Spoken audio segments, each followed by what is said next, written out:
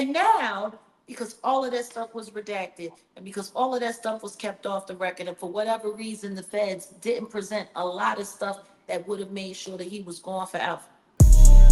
Real life.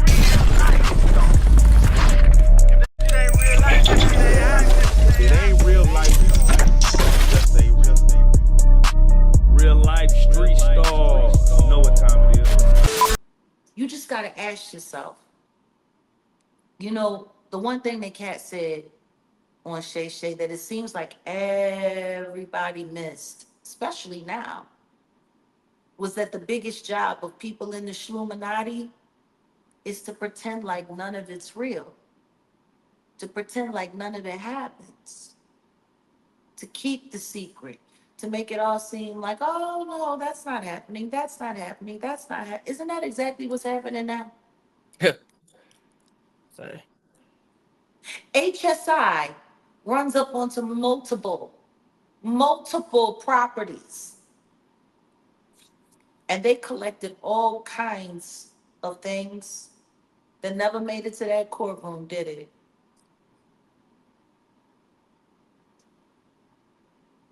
Not one mention of a firearm, not one mention, even though some of the testimony said that he carried firearm.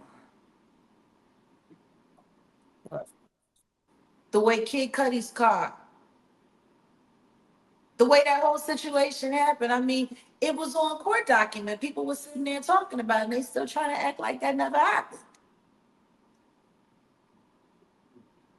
Capricorn Clark. Like, is everybody forgetting her testimony? I'm just trying to figure it out. Oh, it was all Cassie. Cassie was the mastermind, but she was doing it all with his corporate credit card. That means it's his money. But she the mastermind? Like, come on. And now, because all of that stuff was redacted and because all of that stuff was kept off the record, and for whatever reason, the feds didn't present a lot of stuff that would have made sure that he was gone forever, rather than just being gone to November. And it's not going to be November. See, that sentencing is coming. Maybe that's really the problem. Maybe that's why people got so much to say about whistleblowers and truth tellers. Maybe y'all need to find a way to drag us all the way down and to drag us all the way to filthy. You think that that's going to be the thing that springs the diddler from the pigeon coop he's being held in. Because I'm going to tell you something right now. After October 3rd, there's going to be a lot of people who's going to be quaking in their boots. There's going to be a lot of knees knocking. Because the longer he has to stay in there, people are going to wonder, how long is it going to be before he turns into his dear old dad and just starts snitching on everybody? Yep, to get out, boy. He gonna get out. He's going to get out? I'm saying if he starts snitching. I mean, I don't think, he would have to turn over, at this point in time, he would have to turn over a whole lot. And he's going to do some time because unlike the public, the judge knows exactly what he did.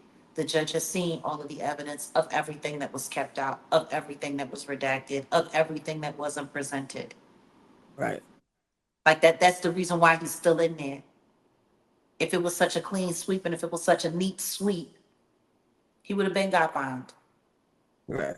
That makes sense. It's not that, yeah, but see, that's the danger of the media. That's the danger of the media. How many bot farms have been put to task to work the algorithm and to work the thumbnails and the storylines of what's really going on? Right. How many? I don't, it's sad. But what I'm gonna say is as far as Cat Williams is concerned, the one thing that seems to be the running theme with this tragedy that's happened to Reggie Carol's life and his family's life is that y'all really not making it about what happened to him. Y'all really are just making it about how to destroy Cat Williams' credibility so nobody has to believe what he has to say because he's the last of the whistleblowers that y'all haven't really touched up on yet.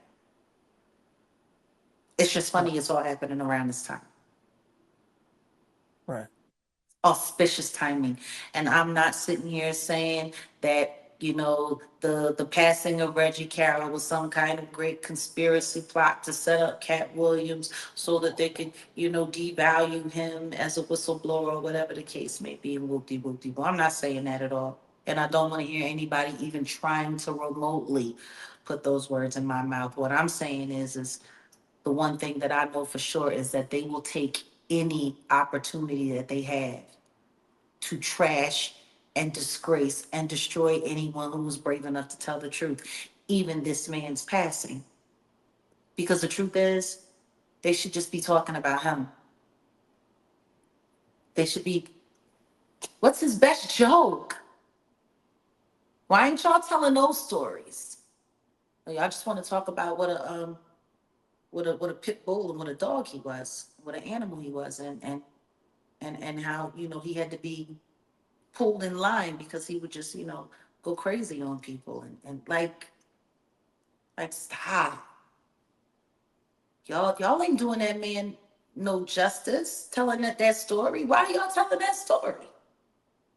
Like I never understood that. I never understood people who are the victims of heinous crimes or terrible ordeals and people want to go and find a way to dirty them up after they passed away on the low, do it low key on the light. Like,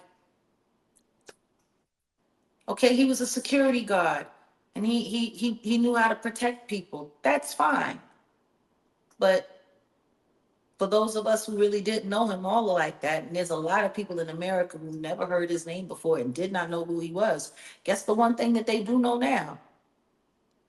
That he didn't know what to do with himself or his hands from time to time, and people had to help him get himself together because he would just go crazy and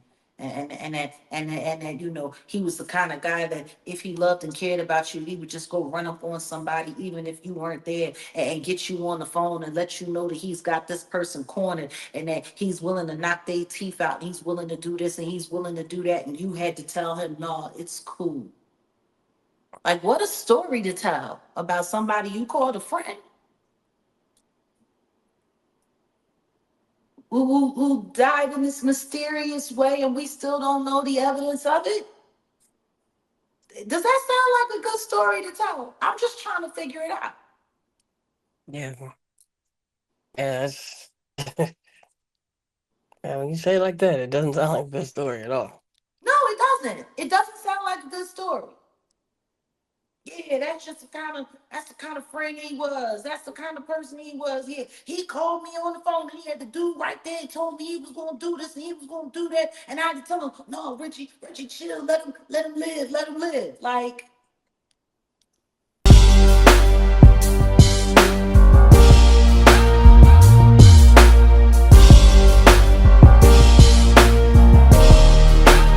Shout out Reallyfe Street Stars, nigga. Move. Hey.